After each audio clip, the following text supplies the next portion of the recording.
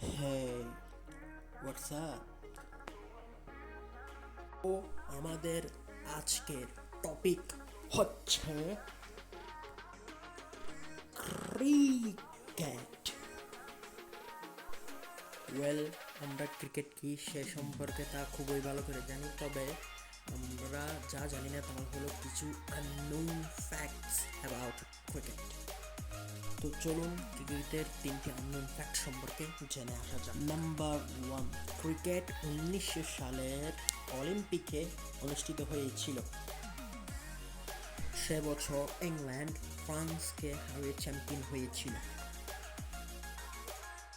Number 2, প্রথম international match হয়েছিল Canada এবং ইউএস এর মধ্যে।